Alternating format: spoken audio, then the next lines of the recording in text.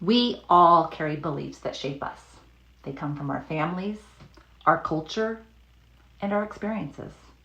Often so quietly that we don't even realize they're guiding the way we make decisions and how we show up in the world. For me, one of those defining moments came at the age of 21.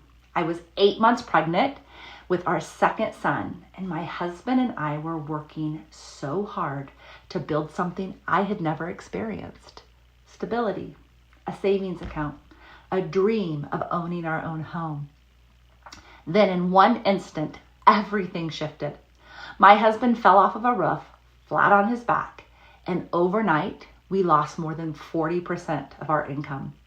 As he struggled to heal, he couldn't walk and hold our newborn at the same time. And so I couldn't return to work. I remember sitting there asking myself, what do we do now? And my first thought was file bankruptcy. Why? Because that was the belief I had grown up with. Bankruptcy was what I had been shown and taught how to fix financial struggles. That belief inherited from my past was bigger than the dream we had for our future. I wish I could tell you that was the only time that money beliefs had me stuck. But years later, after buying our first home, I found myself sitting on the edge of my bed, tears streaming down my face. Money was so tight, we couldn't even afford life insurance.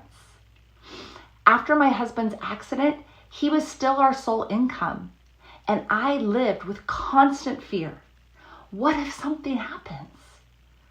What if I'm left to carry this alone? Can I care for my babies?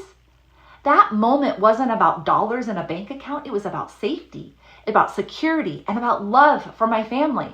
But my money story told me I was powerless. I was not capable. That's what fear does. It convinces us our story is already written.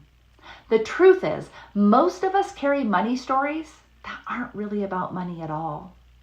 They sound like, you're not smart enough. Build a house? Ha, that's for rich people. How about, you could never run a business. You don't even have a degree.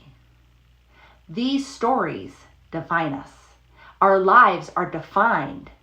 They're inherited by these beliefs, and we rarely stop to ask, is it time for a new truth, a new belief? Instead, we fit ourselves inside the box of societal standards, what we were told was possible, what we were told we were, rather than by living in the standards and power of our own dreams. The biggest obstacle in our money story is the disconnect between our money behaviors and our core values. We say we want freedom, but we spend out of fear.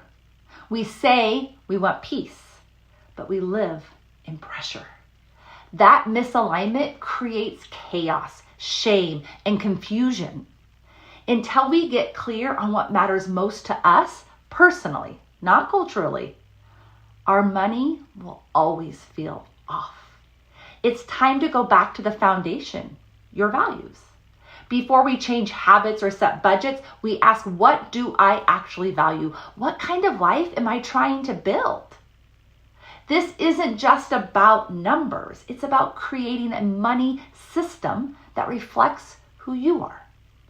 Beam does just this. Beliefs. Are they yours or inherited?